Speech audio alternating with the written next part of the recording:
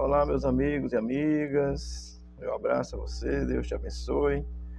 Hoje, segunda-feira, 10 de março de 2025, vamos aqui meditar na palavra de Deus, no livro do profeta Isaías, capítulo 7, versículo 21, 22, diz assim a palavra do Senhor. Naquele dia, sucederá que um homem manterá apenas uma vaca nova e 2 ovelhas. E será tal a abundância de leite que elas lhe darão, que comerá manteiga e mel, comerá todo o restante do meio da terra. Amém? O profeta Isaías falando para o rei Acais e para toda Judá, profetizando que Judá precisava se arrepender. Ele vai aqui ensinando e revelando, dizendo que iria acontecer com Judá por causa do seu pecado. Vamos aqui ao texto. O versículo 21 começa dizendo, naquele dia. Você já sabe que quando a Bíblia diz naquele dia, é o dia em que o Senhor manifestará a sua glória, a sua ação, é o dia que Deus agirá. Então o profeta está aqui dizendo que vai ter um dia em que Deus vai agir, vai fazer isso com Judá. Amém? Quero lembrar você que há na Bíblia aí uma palavra de Cristo que diz que vai ter o dia do Senhor. Lá em Mateus 24, né? Quando ele fala dos últimos dias. E também Apocalipse diz que vai ter um dia do Senhor. Nesse caso aqui, o profeta está falando para Judá no momento em que Judá está lá e está falhando, abandonou Deus, tá certo? E o texto vai continuar dizendo assim, sucederá que um homem manterá apenas uma vaca nova e 2 ovelhas. O profeta está avisando a Judá, que Judá era riquíssimo, né? Tinha muitas riquezas, todo mundo possuía aí muito gado, muita coisa. O mais pobre era rico, tá certo? Então, o profeta está dizendo que vai ter um dia que vocês vão ter apenas o suficiente para subsistência. Estou entendendo isso quando ele diz uma vaca e 2 ovelhas, é dentro dessa visão que o profeta está tendo, ele está dizendo, olha, vocês vão ter uma condição, vocês vão ficar com o mínimo aí para poder sobreviver. Porque Judá era rica, mas tinha assim uma condição graciosa de estar pecando. Estou chamando de graciosa no sentido negativo, né? Porque estava errado. Mas o profeta, pela revelação de Deus, está dizendo, olha, vocês vão ficar com o mínimo, vocês que são tão ricos aí. Porque na riqueza eles estavam mergulhados numa situação bem difícil, tá certo?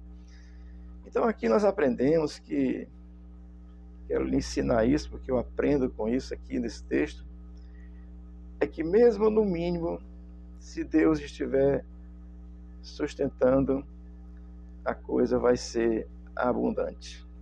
Amém?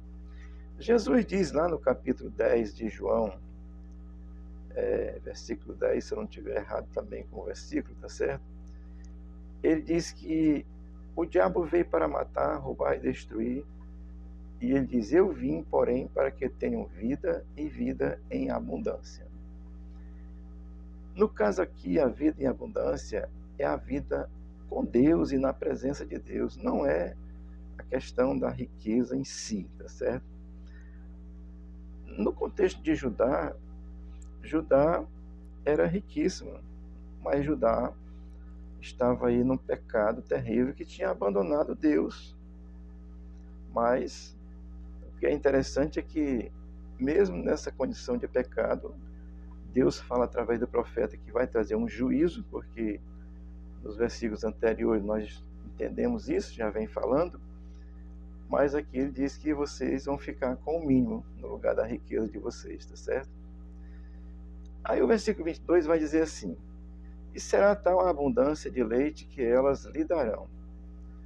Ou seja, uma vaca nova, né, e 2 ovelhas, o profeta aqui está demonstrando essa condição mesmo, de que mesmo com o mínimo, Deus fará com que isso seja fartura. Ou ou pela abundância de leite que realmente daria, de mel que daria, né? ou, ou por causa da quantidade de gente que iria diminuir, porque Israel seria levada castigada, mas o fato é que Deus está dizendo que haverá abundância mesmo no mínimo, tá certo? E o versículo 22 continua dizendo assim: que comerá manteiga? Manteiga é um alimento nobre em Israel, é comum e um alimento especial. Quando Isaías faz referência ao nascimento de Cristo, ele diz até que esse menino deixe de comer leite e mel, aí as coisas serão reveladas, acontecerá e tal. É referente ao nascimento de Jesus. Então, o profeta ele usa esse contexto porque a manteiga é um alimento comum em Israel. E o versículo na parte final vai dizer: manteiga e mel comerão todo o restante do meio da terra. Ou seja, mesmo a terra abandonada vai gerar mel, porque as abelhas, agora tudo abandonado, os enxames de abelha deve ter tomado conta daquele lugar, né? Essa ideia que o profeta está vislumbrando, e a manteiga também está ali. Porque nos versículos anteriores, já disse, estou só frisando novamente, o profeta já tinha alertado que Judá seria levado cativo. Tá certo? Amém. Estou aqui meio resfriado. Faz parte. Então, assim, o restante no meio da terra, ou seja, aqueles que ficarem em Jerusalém, que ficarem em Judá, eles iam no meio da terra, e o texto vai dizer: comerão manteiga e mel, né? Isso denota que Deus estará dando o sustento. E vou repetir, porque o texto, o profeta começa dizendo assim: uma novilha, né, uma vaca nova e 2 ovelhas, e isso lhe terá fartura de leite, porque mesmo Deus, com toda a sua indignação com relação ao pecado da idolatria que Judá estava cometendo, ele ainda mantém o sustento, e sustento com abundância para aqueles que ficassem em Judá, porque levaram cativo só os mais nobres e deixaram os mais pobres, tá certo? Mas Deus dá o sustento. Isso é uma realidade muito graciosa para a gente pensar nisso até para os dias de hoje, tá certo? O povo de Judá, eles estavam envolvidos em todo tipo de pecado. A idolatria a outros deuses, os deuses das nações, a questão de bebedice, né, de orgia, era tudo isso. Porque o ser humano sem Deus, ele vai buscar esses caminhos que dá satisfação e dá prazer na alma. Esse é um detalhe muito importante que a gente precisa entender. Você precisa deixar a sua alma depender de Deus, tá certo? O salmista disse, quando ele deixou Deus, seus ossos doía e ele adoeceu e tal. Então, a reflexão aqui para nós é essa mesmo, tá certo?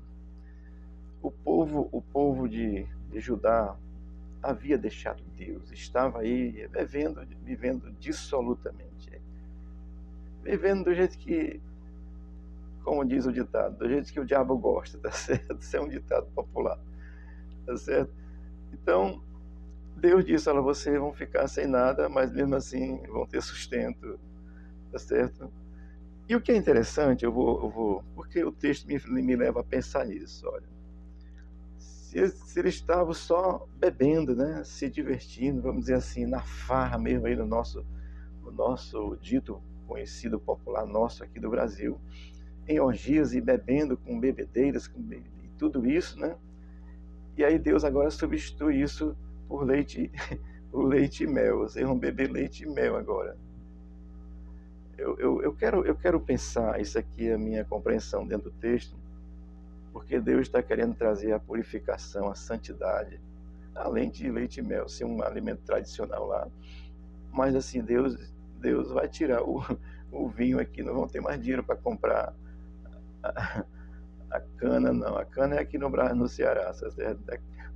Então, estou dizendo isso, aplicando isso dentro do texto, porque Deus substituiu a bebida aqui mesmo, que levava a pessoa à dissolução, à irreverência, né? Tudo que a bebida causa. Ele diz, agora vocês vão beber leite e mel, tá certo? Porque Deus sempre busca o melhor para todos nós. Amém? Dizendo isso, olhando para isso no contexto de Judá, que Judá foi levado cativo pelo seu pecado, tá certo? Não era um só não, porque um leva ao outro. É assim que acontece com o ser humano sem Deus. É da mesma forma dos dias de hoje. Jesus veio, você já sabe disso, você precisa se voltar para Ele.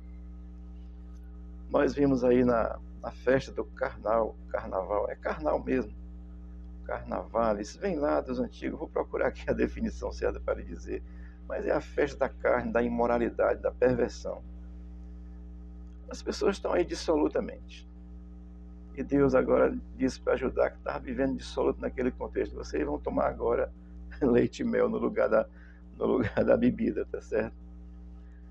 Eu quero terminar aqui dizendo, citando o que Paulo ensina em Efésios capítulo 5, versículo 18, quando ele ensina para os convertidos. Tem uma gama de ensinamento lá. Diz que tem que deixar de mentir, tem que deixar uma série de coisas, tá certo? Mas eu vou ler aqui no versículo 18 do capítulo 5 de Efésios, que Paulo diz assim, e não vos embriaguei com vinho, em quem há dissolução, mas enchei-vos do Espírito de Deus. Amém? A presença de Deus na vida de um homem, de um ser humano, de um homem e de uma mulher, muda toda a história, tá certo? Judá estava perdida porque não estava mais voltado para Deus. Tinha abandonado Deus. Estava vivendo dissoluta, Deus castigou. O restante que ficou, Deus ainda sustentou com abundância, porque Deus sustenta com abundância. Não se engane a abundância que você tem aí, aplicando seu entendimento só nas riquezas, porque riqueza acaba. O que não acaba é a presença do Espírito de Deus num ser humano que quer viver nessa dependência. Amém? Deus te abençoe, te dê aí uma boa segunda-feira. É uma breve reflexão para que nós possamos pensar e, sobretudo, no contexto atual, nos voltarmos para Jesus, porque Ele é a revelação de Deus. Ele é que nos enche da presença de Deus. Amém? Aí você vai ver que as farras vão tornar-se sem significado para você. Porque a presença de Deus nos alegra, nos anima e nos fortalece. Amém? Deus te abençoe. Tenha aí uma boa segunda-feira, em nome de Jesus. Amém.